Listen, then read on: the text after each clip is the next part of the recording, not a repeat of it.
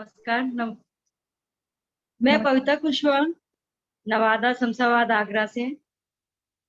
मैंने कचरा sustainability project पर बनाने का मुझे अवसर प्राप्त हुआ और 2020 में जब मैंने प्रोजेक्ट कार्य किया तो मुझे जिला स्तर पर पुरस्कार मिला और 2021 में मुझे राष्ट्रीय पुरस्कार प्राप्त हुआ मेरे बच्चों को।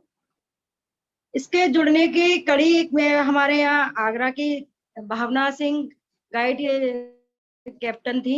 उन्होंने मुझसे कहा कि प्रोजेक्ट बनाओ, मतलब सी विप्रो अर्थ पर्यावरण मित्र में 3 प्रोजेक्ट पर कार्य चल रहा है और मैं भी इस पर कार्य कर रही हूँ, तो आप जुड़िए।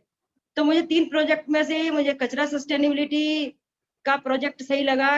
इसका एक उद्देश्य था मैम कि मेरे आसपास जो गांव था उसमें सब जगह कचरा इधर उधर फेंक दिया जाता था, बच्चे भी कचरा बहुत फैलाते थे, चारों तरफ गंदगी ज्यादा दिखाई देती थी। तो मैंने अपने यहाँ गांव में पहले प्रबंध समिति की एक बैठक बुलाई और उसमें बच्चों के साथ भी संपर्क किया, बताया, तो उन्होंने कचरे के ऊपर कार्य करने के लिए शहर स्वीकृति दे दी। तो इसके आधार पर मैंने ये प्रोजेक्ट कार्य किया। 2020 में जब मैंने ये प्रोजेक्ट कार्य किया था तो कोरोना काल चल रहा था। उस समय बहुत परेशानियों का सामना करना पड़ रहा था क्योंकि मैं फिजिकली बच्चों से संपर्क नहीं कर पा रही थी। फोन से कभी बातचीत होती थी तो कभी एज प्रोजेक्ट कार्य में ऐसे ही फोन पर बता देती थी या जूम मीटिंग के द्वारा, जिससे बच्चे कहीं जुड़ पाते थे और कहीं नहीं जुड़ पाते थे। तो मैं फिर उनके पास गई, कोरोना का पूरा प्रोटोकॉल को अपनाते हुए मैंने बच्चों के साथ ये कभी कभी जाती थी और उनको गतिविधियां अलग अलग बांट करके दे के आती थी। तो उसके आधार पर उन्होंने कार्य किया था।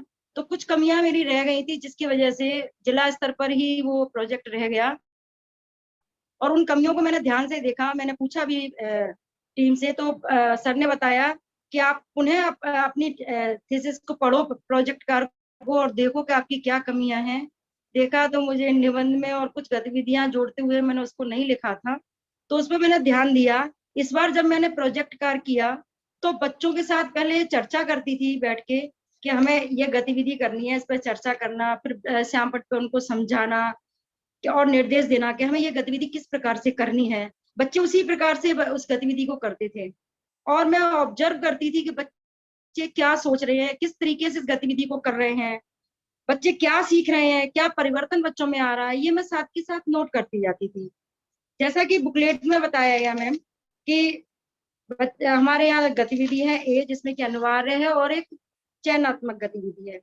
तो जो अनिवार्य गतिविधि कचरा खोजी, उसमें बच्चों ने सीखा, उनको कहा गया कि आप अलग अलग जगह का कचरे के बारे में लिख करके लाइए कि अलग अलग जगह पर किस किस तरीके का कचरा पाया जाता है। तो बच्चों ने लिख के लेके आए थे और उन्होंने जाना कि अलग अलग जगह पर अलग अलग कुछ अलग अलग प्रकार के कचरा पाया जाता है। तो उसको उन्होंने लिख करके वर्गीकृत किया। तो उसी के आधार पर हमने गतिविधि 2 को कराया गया जिसमें कचरा का वर्गीकरण था। तो गतिविधि 1 के आधार पर ही अलग अलग प्रकार के कचरे अलग अलग होते हैं, उनको वर्गीकृत कराया गया और उन्हें ये समझाया गया कि कचरा कई प्रकार का होता है। एक कचरा पृथक्करण खेल भी था जिसके माध्यम से बच्चों को खिलाया गया, स्लिप बना के रख दी गई, कचरे के नाम लिख दिए गए और 6 प्रकार के जो कचरे हैं उनको लिख के रखा गया।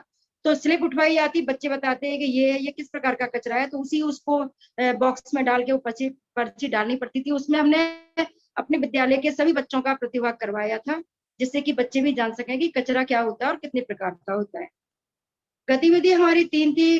कोर्स स्टडी में हमने बच्चों को कहा कि आप इसको पढ़िए। 4 बच्चों को चारों को कोर्स स्टडी हमने अलग अलग पढ़ने को दी। उन्होंने उस पर अध्ययन किया और अध्ययन करके उनसे कहा गया कि आप पढ़ो, समझो और बताओ कि इसमें क्या कमी रही, क्या सुधार हो सकते हैं और हम अपने यहाँ के इस केस स्टडी को कौन सी को सॉल्व कर सकते हैं। तो हमारे यहाँ की यमुना नदी की केस स्टडी थी, हम बहुत गंदी है, बच्चों ने उसके बारे में अध्ययन किया और उस केस स्टडी को इसमें शामिल किया था।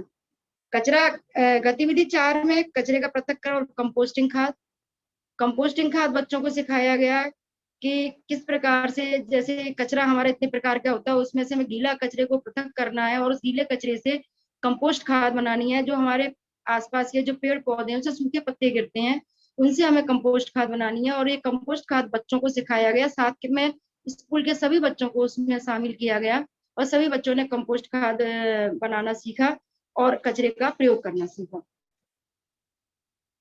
आर मंत्र के द्वारा मैम बच्चों ने सीखा कि कचरे का हमें किस तरीके से हम कमी ला सकते हैं, किस तरीके से हम कचरे को पुनः प्रयोग कर सकते हैं, रिसाइकल कर सकते हैं। तो इस तरीके से बच्चों ने कचरा मुक्त खेल जो 3 कार्ड के द्वारा होते हैं, उसमें लूडो की तरह खेला गया। उसमें बच्चों ने जाना कि कौन कौन सी अच्छी पद्धतियां, बुरी पद्धतियां होती हैं, आर मंत्र का हम किस तरह से प्रयोग कर सकते हैं, और कौन सा कचरा हमें किस डस्टबिन में डालना चाहिए।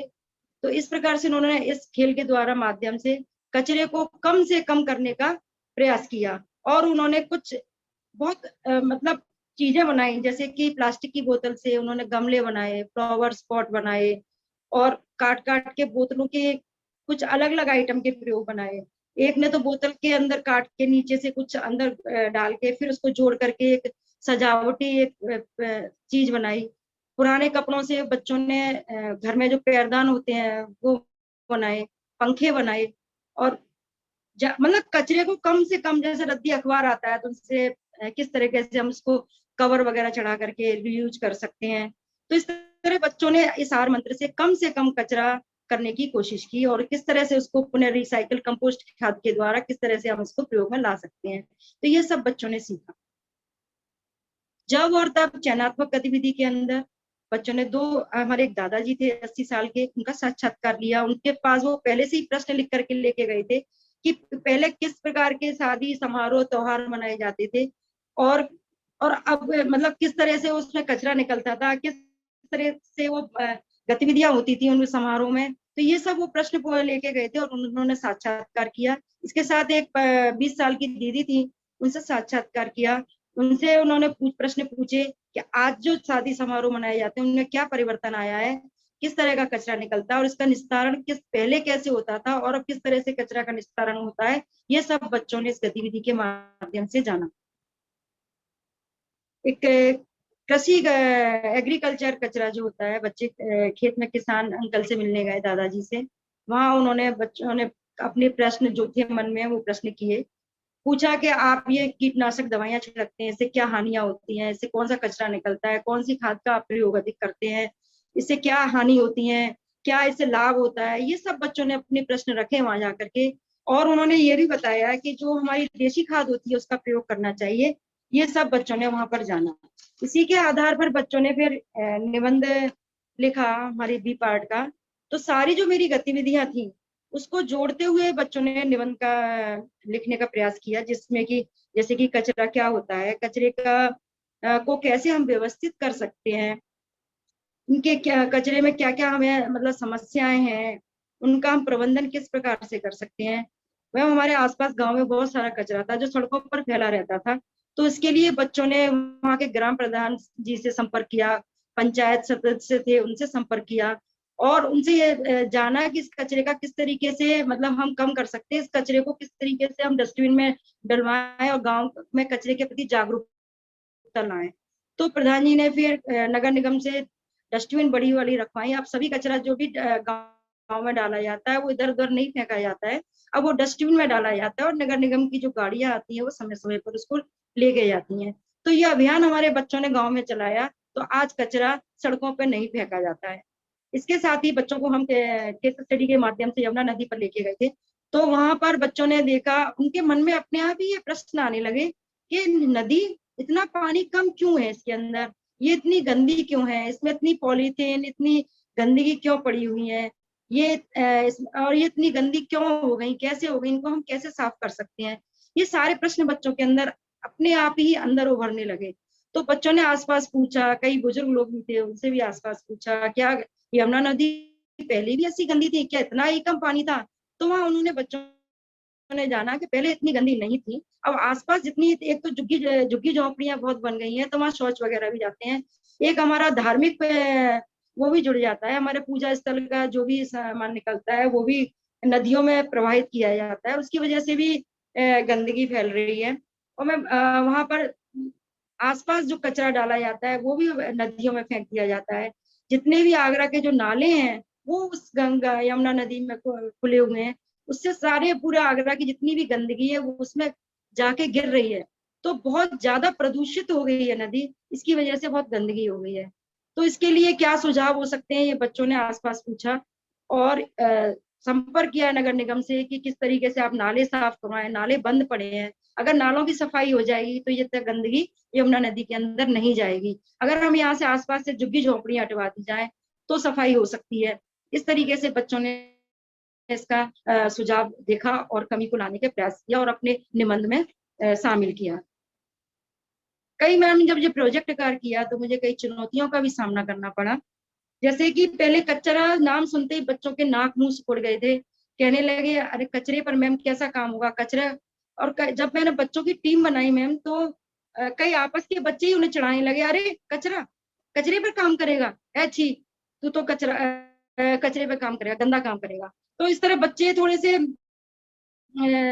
परेशान भी हुए। फिर मैंने उन्हें समझाया, नहीं बेटा ऐसी बात नहीं है, हम अच्छा काम कर रहे हैं। तो फिर बच्चों ने जब काम करना शुरू किया तो और भी बच्चों ने देखा, अरे ये तो बहुत अच्छा काम कर रहे हैं। तो और बच्चे भी साथ में उनके साथ काम करवाते थे, उस प्रोजेक्ट कार्य में शामिल होते थे और बहुत रुचि और मनोरंजन से कार्य करते थे। इसके साथ ही स्टाफ में यही होता है मैम कि जब कार्य कोई करता है तो पीरियड्स तो हमें पढ़ाना पड़ता है, हम पढ़ाते भी थे। तो सैटरडे को जो खेल का समय होता है उसमें मैं अपना ये प्रोजेक्ट कार्य कराने की कोशिश करती थी। तो मैम यही कहती थी, मैडम अपने और भी काम है, जैसे बच्चों की कोई सब्जेक्ट में कोई कमी है उसको पूरा कराइए। मैम मैं कराती हूँ और एक्स्ट्रा समय दे दूंगी, लेकिन मुझे ये प्रोजेक्ट कार्य भी करना है। तो कुछ स्टाफ की तरफ से भी सहभागिता में थोड़ी सी कमी दिखी, लेकिन जब कार्य करना शुरू किया और उन्होंने देखा कि जिला स्तर पे आया, फिर राष्ट्रीय लेवल पे आया, तो मेरी हेड मैडम तो इतनी मतलब प्रसन्न हुई कि उन्होंने खुद कार्यशाला में इस बार प्रतिभाग किया और वो चाह रही है कि मैं भी इस प्रोजेक्ट कार्य पर कार्य करूं। तो ये सब चुनौतियों का सामना करने के बाद मुझे बदलाव भी दिखाई दिए कि जो पॉजिटिविटी आई मैम वो बहुत अच्छा लगा।